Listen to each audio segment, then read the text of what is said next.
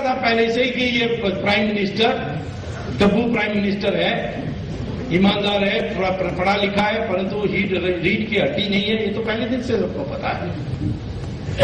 जब इसको बनाया गया सबसे पता है। ये तो अपने बल से तो नहीं बना प्राइम मिनिस्टर, ये सोनिया गांधी के बल पर बना। सोनिया गांधी खुद नहीं बन सकी। आपको तो उसने झूठ बोल दिया कि मैंने त्याग कर दिया। वास्तविकता यह नहीं है। 12:30 बजे 17 मई को राष्ट्रपति ने मुझे फोन किया, कहा कि क्या कर रहे हो? मैंने कहा खाना खा रहे हैं। तो कहा तुरंत आ जाओ, 15 मिनट में आओ। मैं भाग के गया, क्योंकि मैंने उनको एक चिट्ठी लिखा था 3 दिन पहले कि सोनिया गांधी प्रधानमंत्री हमारे संविधान के अनुसार बन नहीं सकती। तो यदि आप उनको बना दोगे तो फिर मैं कोर्ट में जाऊंगा।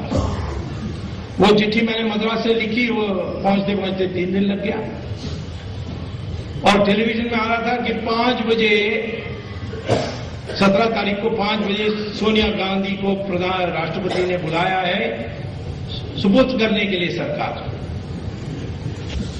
तो मैं जब गया तो सारे बैठे हुए थे उनके ऑफिसर्स। उनसे अब्दुल कलाम ने कहा कि वो तमिल है, मेरे बगल के डिस्ट्रिक्ट के ही हैं, मैं बहुत सालों से जानता हूं। उन्होंने मुझे तमिल में कहा कि इन सबको थोड़ा समझाओ।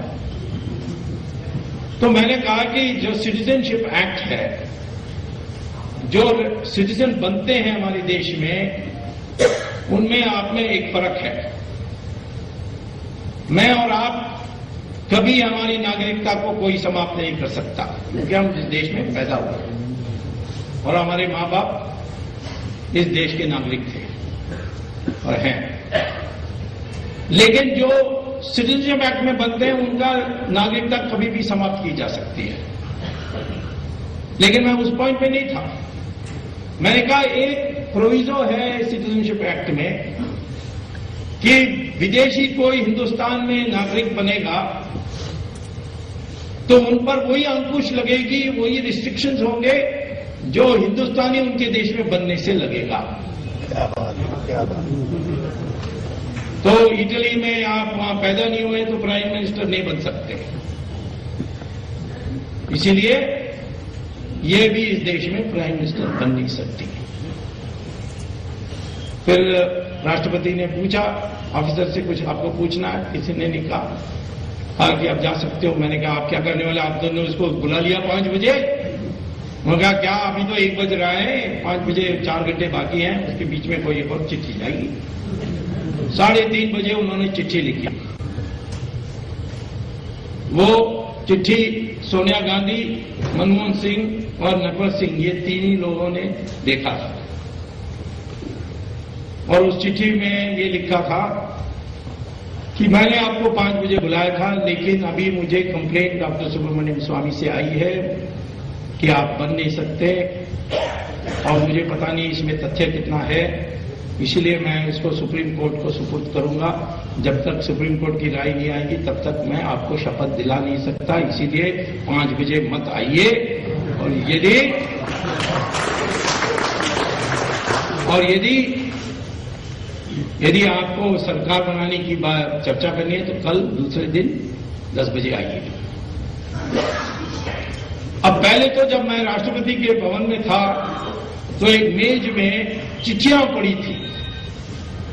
एक एमपी का चिट्ठी था दस्तखत से, मैं फलाना सो इस निर्वाचन क्षेत्र से निर्वाचित होकर संसद सदस्य के नाते सोनिया गांधी का नाम प्रधानमंत्री के लिए प्रस्तावित करता हूं।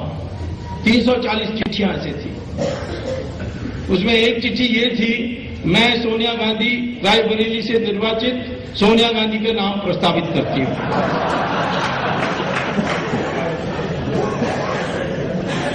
वो झूठ बोलती है।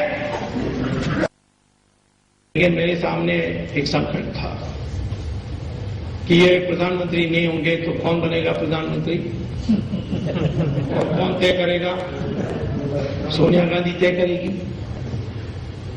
और उस बुद्धू को प्रधानमंत्री बना देगी राहुल गांधी को, तो क्या करेंगे हम? हमारे देश कैसे सुधरेगा उससे? कौन तय करेगा? सोनिया गांधी तय करेगी। और उस बुद्धू को प्रधानमंत्री बना देगी राहुल गांधी को, तो क्या करेंगे हम? हमारे देश कैसे सुधरेगा उससे? किसी और से कम से कम ये व्यक्तिगत ईमानदार है, डब्बू है, परंतु व्यक्तिगत ईमानदार है, परंतु कांग्रेस में तो सब डब्बू हैं और बेईमान भी होंगे। कम से कम ये व्यक्तिगत ईमानदार है, डब्बू है, परंतु व्यक्तिगत ईमानदार है, परंतु कांग्रेस में तो सब डब्बू हैं और बेईमान भी होंगे। तो या इस सरकार को हटाने के लिए कुछ उपाय ढूंढनी चाहिए या फिलहाल इनको लेने देना चाहिए। लोगों का बड़ा ये हो गया, पलटी मार दिया, ये कर दिया, तो मैंने किया। महाभारत में भीष्माचार्य ने द्रौपदी का वस्त्र हम देखते रह गए, कोई उनको बुरा नहीं कहते, लेकिन कृष्ण भगवान ने कहा था कि युद्ध में ये दुर्योधन के साथ जाएंगे, तटस्थ नहीं रहेंगे, तो फिर इनका वध करना जरूरी होगा।